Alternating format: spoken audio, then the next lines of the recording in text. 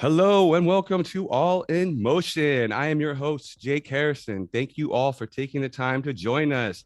This is episode 7, Being Free. I'm so excited for our next guest. This woman has done it all from travel the world, learning new languages, and having a passion to help people. Ladies and gentlemen, Nicola Swietkowiak-Gehrke. Thank you so much. Hello and welcome. Thank you for taking the time to be with All in Motion. How are you? I'm very well, Jakob. Thank you for having me here. I'm also very excited to be here and also a bit nervous. So we are both sharing a bit of nervousness, which is good. So the topic I chose, what does it mean to you about being free? Being free means being in integrity and being aware of our choices that we have and the responsibility for ourselves and others.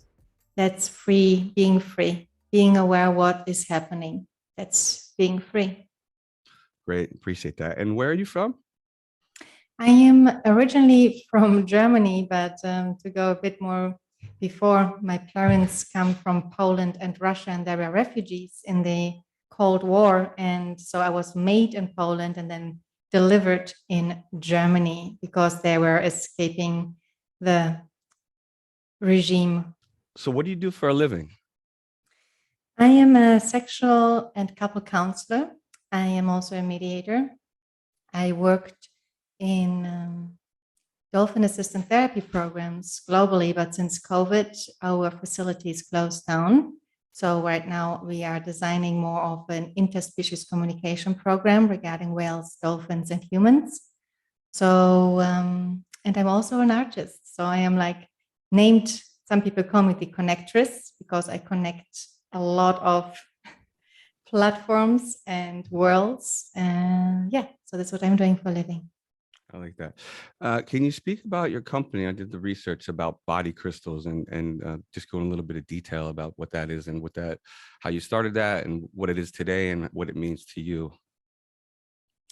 Well, the body crystals art started actually when I was trying to find a proof when I was treating my patients and my clients in the dolphin therapy programs.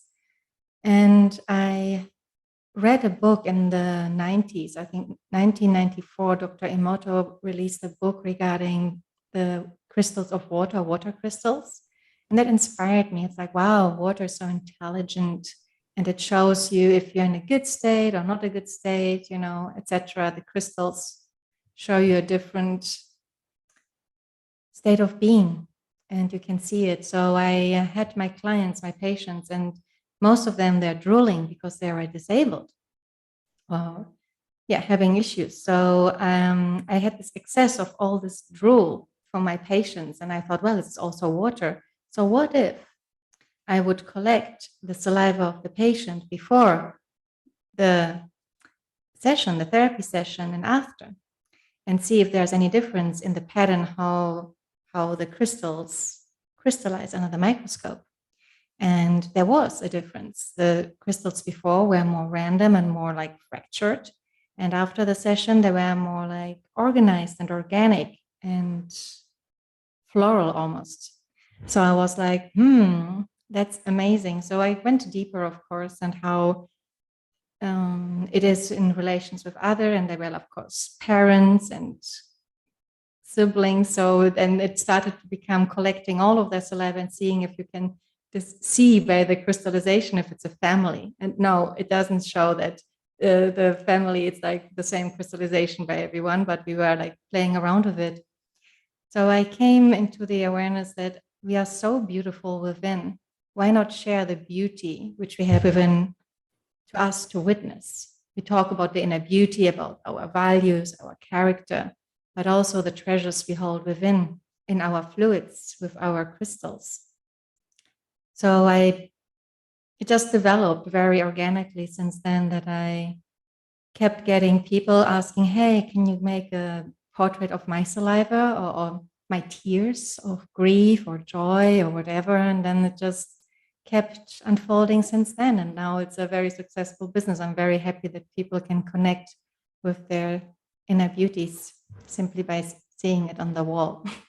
And I know we spoke just a little bit about it. I just want to touch really quickly. The photo micrography. Did I pronounce that correctly? Yeah, photomicrography, yes. Can you mind just speaking, just to touch on that, just to kind of explain to the audience what that, how that's part of what you're speaking about, correct? Oh, yes, thank you. I am, of course, I am caught in my own understanding, and No, people I are know. like, I just, what is she talking I was about? even Thank because, you. yeah, you're welcome. Thank you. Thank you. Yeah, it's good to touch base.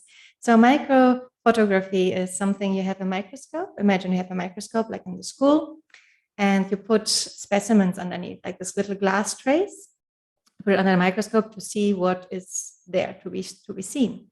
And microphotography is, or microscopy photography is, you have the microscope, you have an adapter on the microscope, and then a camera on top. And then the camera is connected to my laptop or to a computer. So you have a live screen. So you can see it in a big frame, what you see under the microscope, because the camera is like the eye to witness.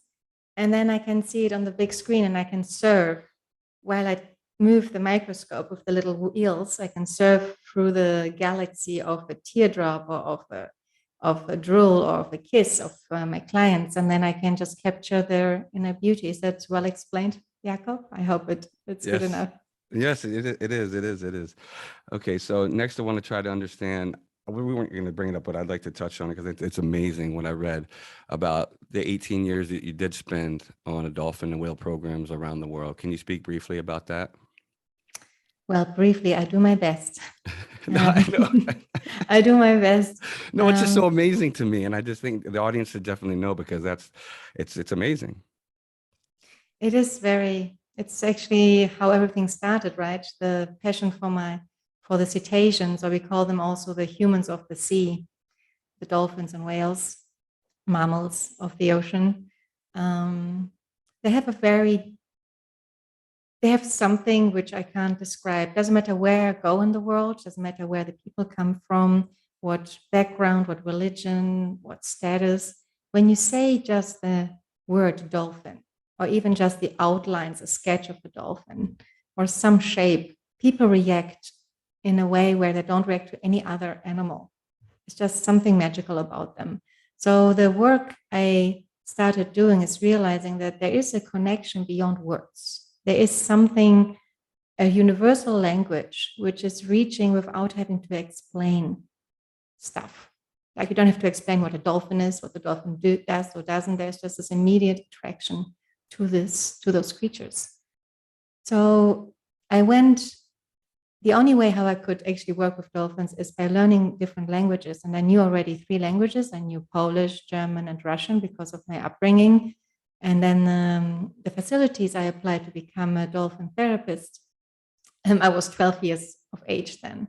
They said, well, it's so cute that you want to become a dolphin therapist, but there's no schooling. So the only way to do is that you go out in the world and learn languages in different cultures, because we have people from all over the world.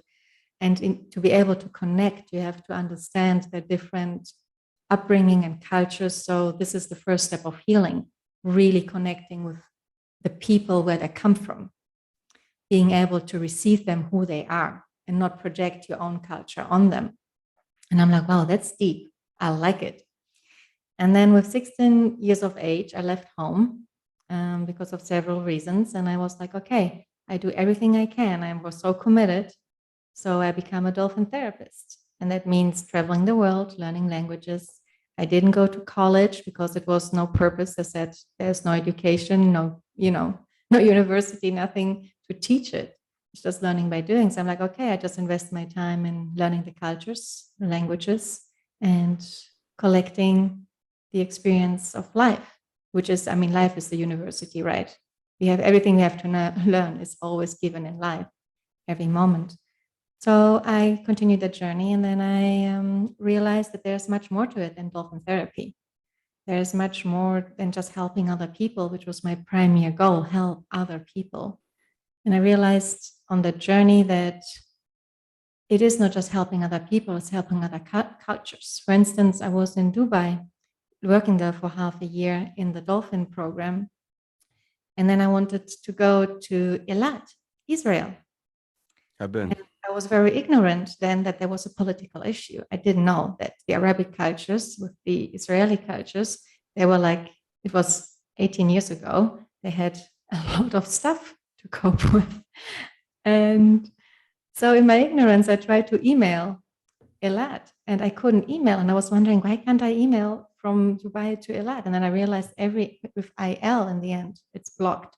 I can't call, I can't send mail, I can't even travel directly without having a separate page to get the stamp. Because once I have the stamp, either from Israel or from the Arabic countries, then I can't enter anymore to the other one. So that made me think. So I invented this dolphinet because I worked with the dolphins in Dubai and there were dolphins in Eilat. Dolphin Reef. I don't know if you ever heard about Dolphin Reef. A little bit. Yes. And then I realized that we can bypass everything by just Skyping with the dolphins. So we didn't have to, there was no EL, like no limitations to connect through Skype. It was like open. I don't know why it just happened. So we had this dolphin Skype happening. So the dolphins made it happen of all odds that we could connect. So through the dolphins, we as human could connect and, just don't be condemned to the limitations of the political situation. And then it just went, wow. If the dolphins have that power, imagine what it can really do for humanity in general, not just for the disabled or the people like patients. And then it just evolves from there. Then people came into board, scientists, linguists, engineers, all over, because it's so attractive. So we are still collaborating with people over the globe. And it's fantastic how we learn together and how united we feel because we have the common goal of making the world a better place, and dolphins are helping us. So we are actually very grateful that the dolphins are supporting our mission. It's amazing. That was beautiful. So I understand within your journey, there was a period of time, I'm assuming that's after, or maybe in between, you used to work at prisons and psychiatric institutions. What was that experience like? That was during it enveloped after Dubai. Okay. After Dubai, thank you good that you're checking the timelines. I'm sorry, I know, I'm just trying to keep the timeline. You keep the track, yes. Yes. That's very good. So when I had my first dolphin therapy work position in Mexico, actually, because it didn't work out with Israel because of other issues. I didn't speak Hebrew, and that was an issue. I'm like, okay, it will take me a while to learn Hebrew, so let's go to the Spanish side. So I went to Mexico, and then I realized that something told me like there is much more needed help for people with mental illnesses or challenges or people which struggle, and not just the people which are disabled in the wheelchair. There's something more I want to do, and I want to reach more people. And the work was more seasonal. It was only 3 months in a year. So I had to look how I can make an income for the other 9 months in the year, not just the 3 months. So I was like, what can I do? What can I do with the knowledge and the experience I have? So I applied in schools, in international schools, to become an integrative teacher and to help people with learning disabilities or behavioral issues to find their way in the system. And then one thing after another, very organically again, I connected with the people, with my coworkers, and some of the coworkers made voluntary programs in prisons and mental institutions to help them, the people, to feel part of the society, not a part of it, right? And I was like, wow, that's amazing. So let's go that path. And then I got into that realm, and I felt this urge that people are just misunderstood on so many levels, especially little kids. When we can get a child which feels so afraid and scared, when we can get there and say, hey, you are safe, I see you, you are amazing, you are loved, and you are loved and appreciated, how it could change the world. Imagine if we would have done it with all those, let's say, terrifying people in our history with Hitler. If somebody would have been there when he was little, being tortured by his father, kept away in darkness, being by rats. Somebody would have been there for this little boy to hold and to make his experience like loving and good and not just horrifying, how good the world would be. So for me, every monster has a story. And I learned that very, very early, that every troubled child just asks or screams literally for help and love, and they don't know how else to get it than by misbehaving. And it just keeps growing into misbehaving as an adult, because usually people don't want to be around people which are troublemakers, right? So they have to scream more, misbehave more to get more affection, more attention. And they don't care if it's positive or negative. They just have the yearning to be seen, to be witnessed. So my journey on that was very humbling, because I realized we all just want to be seen. And when we are not, then we get sick on many levels. Thank you for asking. And I know that leads right into what I wanted to ask you next, was if you don't mind sharing your knowledge on sexual abuse, childhood abuse, psychological abuse, and mental abuse. Of course. Well, many in our society, we are taught to, at least now it started, that we shouldn't hit the child, right? Like, don't hit the child, don't manner it by slamming it or slapping it.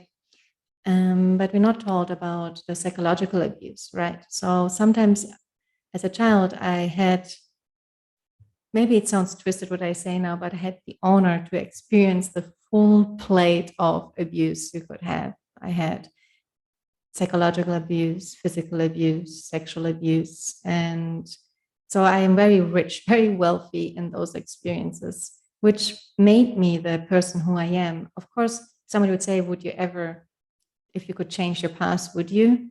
I would definitely say no, because I'm sure that it made me who I am. It made me as compassionate and as understanding and as powerful for the being I am right now.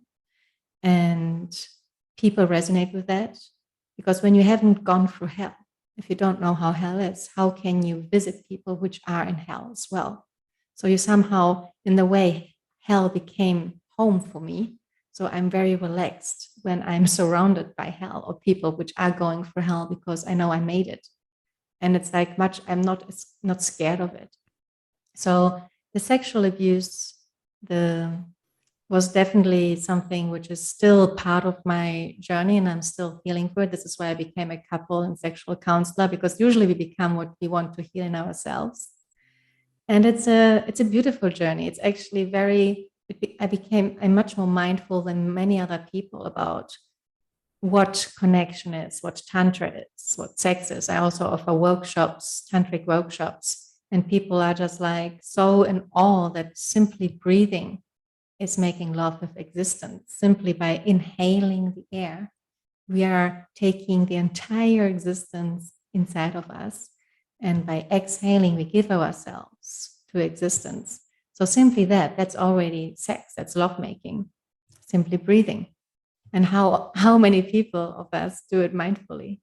So I think the abuse, it was what it was, and I'm not moving the mountains. I am accepting the mountains which are given to me, and they give me a certain level of perspective, right? As more shit, so to say, we go through, as higher we can stand on the pile and just look, have a broader perspective.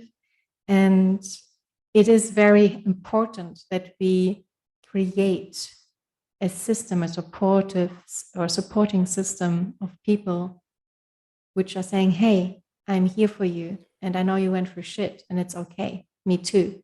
And let's just continue walking, because I always say, when you are going through hell, keep walking. That's the only way how you get out of there. So yeah, thank you for asking. Is there anything else you would like to know? Well, I just wanted to share just really quickly. I know we spoke about it briefly. When people think of PTSD, just my experience, they think about Iraq and Afghanistan when I was there in combat. But for me, just relating to what you just said, it wasn't until I was a child that it really started, my PTSD. And then, going to boarding school, and then just some other things that happened, and obviously going there. So it didn't just happen, once I landed in Iraq and then eventually Afghanistan. It was way back, but when I was about 3 or 4 years old, and it started. Just some of the similar things that happened when you were a child as well. So just wanted to also just share that. So So, Jakob, how is it for you? I mean, you went through, they called it in the old days, I think the First World War, they called PTSD shell shock. shell shock, correct? That's Yeah. correct. They didn't really. I So, think. how would you say the shell shock before the war? How did it prepare you to deal while being in the war? You know what I mean? You mean the PTSD when I was potentially younger than when I Yes. got? Yeah, I just think it got worse. I think so. And then you use things to cope with that. It could be, I'm not saying me, but people use things like sex, drugs, alcohol, different things like that. And my thing was pretty much at one point, alcohol. And then I was in some, to be honest with you, some toxic relationships. But definitely, for me, what really helps is going to the gym. It's very therapeutic. Cooking, there's been times, seeing a therapist is definitely helpful. Doing this right now, starting this whole process I've been putting off, in my opinion, for almost 21 years. So it's amazing to get the opportunity and someone like you to give you your time to really learn about, um, to learn and relate. And the number one goal is to obviously assist and help others. And that leads me into my next, what overall made you really want to, I know where we met in a clubhouse and Phil, and you do so many things that I just feel like I don't do enough. But overall, what just from your life experience, would you say what made you really passionately want to help others? And I know you do a meditation and everything like that. Yes, I think being present and witnessing other people, and also you said sometimes that you found it amazing that when we have, I mean, we call in Clubhouse trolls. Trolls are people Oh which are yeah. either disturbing or funny or disrespectful. I mean, we have this term of trolling. People and I are said you trolling the and room. and I said you welcome them. Yes, I do welcome them because that's, I mean, that's the best way to disarm them because Oh, that's what great. they want friction. And then when you say, hey, you're welcome, and then they do their thing, and then either I troll back or I'm being funny because in the way what I see, how I see trolls and how I see people which are having behavioral issues, they just don't know how to connect, right? They Right. just think this is the way. So, and it's great to interrupt and disrupt because then you definitely connect because then you like smashing, the energy and you're like being witnessed from everybody because you're disturbed. So what I like to do is doing these rooms with meditation, especially breath work. It all starts with the breath, deep breathing, because in our modern society, we are more the chest breathers. And this is like more the fight and flight mode when we are breathing through the chest and it's stressing our system. We are in a constant stress, even without knowing it, because we're so used to it. And when we actually breathe deep in our abdominal, through our diaphragm, in our belly, deep into our belly, then we're actually in the relaxed and digest mode, which means we can actually integrate things and not go through this fight and flight mode, right? Like, oh, I have to react in this sympathetic nervous system. Oh God, quick, react to survive. So I believe that the thing what I am doing, the therapy, the meditation, the breath work, the artwork, is all about connecting, being present and connection. And I think this is the only way how we can heal when we connect. What we do right now, we are connecting. We are like, you say, well, I went through my fair share of trauma. And I'm like, yeah, I went through my share of trauma. And then it's like, oh, I'm not alone. And there's a sort of like, hey, there's one of me, there's another one. And then it's like this community builds. And to be honest, you don't have to be sexually abused to have a trauma. There's so many other people which are like going as well through so many other things. So it's not like a competition who has the most pile of shit in their life collected. It is more about from heart to heart, the heart space, the heart communication, which I found knowing so many languages. I keep realizing the only true connection is the heart space, and that's beyond words. And you can find it in nature with each other and just the vibe. I mean, we didn't speak so much, but the vibe was something unspoken. And now we're sitting here doing a beautiful podcast, Jakob, and thank you for making it happen and for your persistence and your passion. I can feel like it's your passion, and it makes it very attractive. When somebody is passionate about something, you're like drawn to it because there's like the person, it's yummy, it's just filled with all this excitement, and then people are drawn to excitement. So thank you for being excited of your calling with your podcast. Thank you so much for that. I wanted to touch on something that's a sensitive subject, but I wanted to get your opinion on it. It means a lot to me, and I know a lot of people that I serve with, and obviously in other countries as well. But I just know in America, it's really unfortunate. But what could America do better? We have about 18.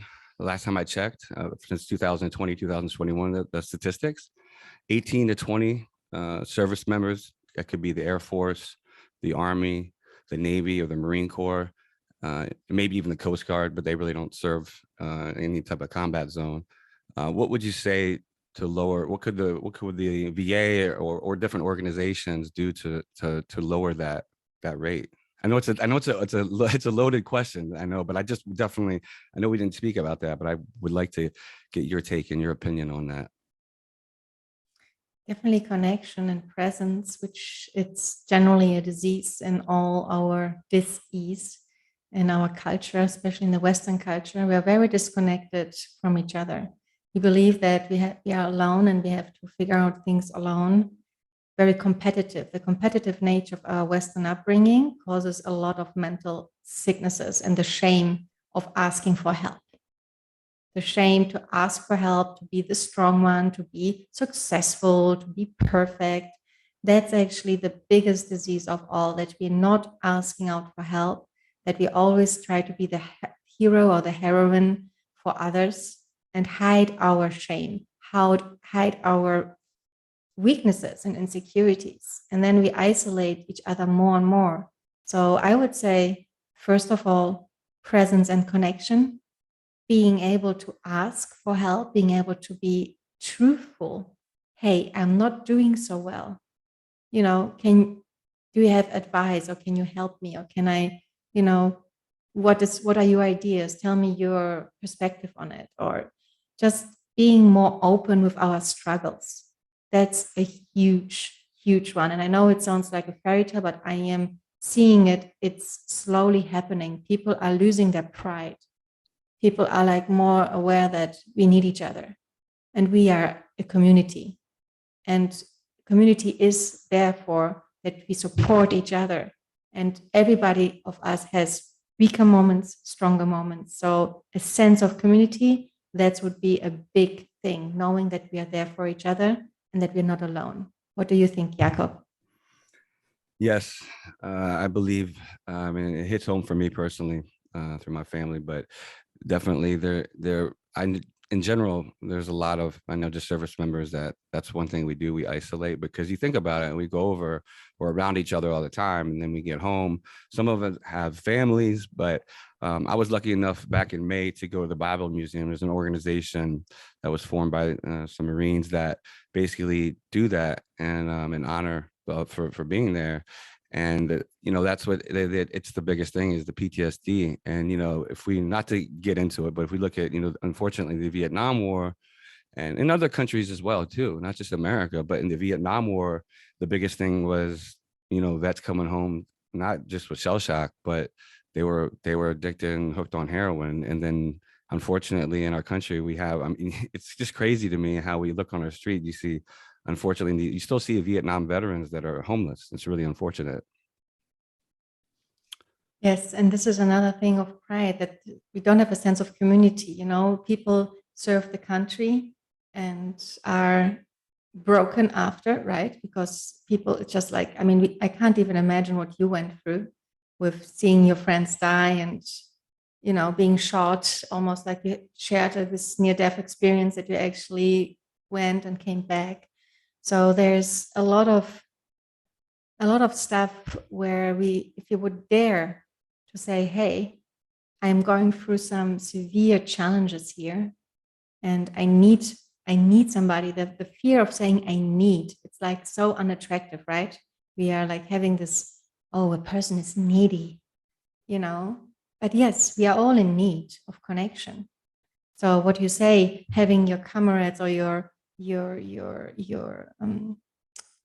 buddies around and connecting even through the same experience you had, and just knowing that you are there for each other, that's a huge step. So having those circles, you can share your trauma, having those who can connect with your experience and being compassionate with each other and understanding, that's huge. So more of it, more of this tribal feeling of connecting with each other and being present. I'm just celebrating it. And you just said you have this with your people you were in Iraq with. Absolutely. Yeah. So that's the point. I'd say 40-50% of the podcast, the overall goal is to speak on mental health and PTSD, and to, eventually my goal is to form something like, it's a program in the United States called Wounded Warrior. It's basically for soldiers or Marines or airmen that or sailors that unfortunately were, lost a leg or a limb or something mainly, but also struggle obviously with PTSD severely.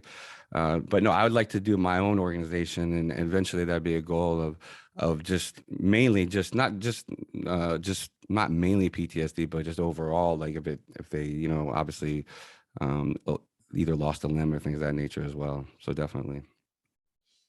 Sounds like a beautiful plan, and I'm sure that it sounds something much needed. Are there already other organizations? I See, believe so. If so, who are they? the reason why I want to do something else, and this is nothing against doing the warrior, but my close friend of mine, he just brought up the fact that when you donate, you don't know exactly where that money's going. You hope it will be going to just that cause, right? So I mean, there are obviously a lot of different organizations, but just Wounded Warrior probably in the United States being definitely the one that's probably known the best. So Okay. So it's already an organization which is on. oh yeah, You're it's been talking? around for about Okay. say about 10 about around I'm not I don't know, don't quote me. I'm just I would say about a good 10 years. It's been around Okay. Wounded Warrior program, yeah. And So so can you tell a bit about what is your experience or how you feel when you feel the connection with other tough men which served our land, but still feel like so wounded and so delicate, and how it is to connect in those spaces? I have some I have not interviewed them yet. And like I was telling you earlier about going back home to Pennsylvania, there's a group that I'm also close with that also, we're in Iraq and Afghanistan. And there's definitely like that connection there because I've served with some of them, and it's my goal is we've already spoken about interviewing them to get their experience, because I think that's the overall goal is to reach out and then have either like I said, another service member hear that, and then hopefully through this part of that podcast, like I said, 40-50% is addressing mental health and then PTSD, definitely to reach someone, and then have that message through that interview, hopefully help them and speak some truth and things of that nature. Did you ever try as well physical therapy? Because PTSD, also what I heard, is also to do with the nerves in your body and your brain, and also the diet, how the gut biome is, in our gut. It affects our mental health as well. If we are more depressed or less depressed, depends on the gut biome or the bacteria we have there serving us. Have you ever went that way, that also you can not only psychologically work on it, but also physically, like you're doing your exercises, so you're already doing something, you're releasing serotonin and dopamine while exercising, that's good for your mental health, right? But you said you're cooking, so you're also into food. Would you say that this all those things you do help you to put yourself together again? You know what I mean? Right. And I got into and to just shed a light on, it's funny, I got really in, it was worked out before. I didn't really get into it until Afghanistan. And we were at a fire base at FOB, a forward operating base. So it's a small little base out in the middle of nowhere. And there's like 40 of us. And we really got into working out. And that's where because when I left Fort Bragg, I had a herniated disc. That was just from deploying. This is my third deployment, and I had sciatica going down my left leg, and I was in a lot of pain. But then that's really, so it's been out about almost 12, 13 years now that I've really been into training. And then, it's like I said, though, like for me, it's more than just, looking good. Like a lot of guys, that's their overall goal. For me, it like you just said, dopamine and endorphins and leaving the gym. It's like almost like that I don't want to say it high, but a natural feeling that I feel a lot better. It is being high. You are high on yourself. And it's not just mentally, it's physically. And your body gives you like this feeling, yes, well done. We broke ourselves down so we can heal. And that's what gives us this, like, I think it has a lot to do. I also work out every day. I have my bike, I swim, I have my resistance bands, my yoga. And I do realize when I don't do it, it's like an addiction. If I don't do it every day, then something feels off balance. It gives me the sense of security, the sense of as well power, right? When we exercise, we have power because we do it. And it brings us back to our body, because what I realize when people are in traumatic state, they are not in their body. I don't know how it was for you as a child, but as a child, I was not in my body. I was astral projection, I was lucid dreaming, and anything else was better than the real life. How was it for you? Was a child? Yeah. It was just, I mean, I wasn't good. Like, I mean, I had babysitters that would quit, if that makes sense. And then you just wanted even more attention. And it just grew until it just grew until, my mom made the decision I need to get, you got sent away to boarding school. And it wasn't just like a regular boarding school. We went through seminars that we would do. And I have a good friend in North Carolina, and he's actually recovering. He almost passed away from, I don't know what the issue was, but he was in a ventilator for 9 days, very healthy guy. I was in boarding school. We were very close. So I do have an interview with him in the near future coming up that I cannot wait for, because we talk about those seminars, and I don't know of anything ever like them, going through processes where they really, really break you down and then they build you back up. And then it could be, some of the same things you spoke about earlier with all those different types of abuse. So sometimes, isn't that wonder? Also, you mentioned a very precious. I'm very glad you shared this right now, because it's a huge gem right here. You said they break you down to build you up again. So you were like broken, so they broke you more to somehow, like a caterpillar, when it gets into a cocoon, it gets all gooey. It's like a slime thing. It doesn't have any shape. So it loses its identity completely in order to become a caterpillar. And I wonder what you just said. If you don't have boarding schools to do that, life is doing it to us. I don't know if I would be as compassionate as I am if I wouldn't have experienced those challenges in my life. So in the way, my life constantly broke me, constantly. There was no sense of self, because it was scary to be self, right? Because I was constant in danger. And that made me even more compassionate, because I was feeling the connection with others and how I can be anything but not myself. You know what I mean? Anything Absolutely. out there. So maybe I had my own private life boarding school. So my parents didn't have to send me. They just made maybe the arrangement. I don't know when, in their spirits or whatever. Like, okay, let's give that girl the best boarding school ever so she can become a decent human being. I don't know. I mean, I'm joking a bit, but in every joke there's a bit of truth. And as people which are traumatized, we always try to, or most of us try to seek the good of what happened, the good in the bad, what happened to us, to justify its existence. So right now you gave me another piece of justifying the trauma I went through. Thank you, Jakob. Really appreciating it. We're about to finish up, but I have to ask this question because I've been to Hawaii. Do you think, I'm laughing because I want to say, I don't want to use the word jealous or envious, but do you find people in general that live, I mean, I know I don't know the exact amount of islands, but I've like you and I spoke, I've been to Oahu and I've been to the Big Island. Do you think overall people are happier there in Hawaii than, in your opinion, or if you do know, in the rest of the country? It depends where you're at, but overall, the people I know, they are happier on one level. That's more easy here. It's Hawaiian time. There's no schedule. Everything is easy, is slow. It's in the flow, be in the flow. So yes, there is a certain more relaxation, but there's another level of frustration because things don't work out like you want. You can't plan for things. So people surrender more. There's more surrendering here on the island.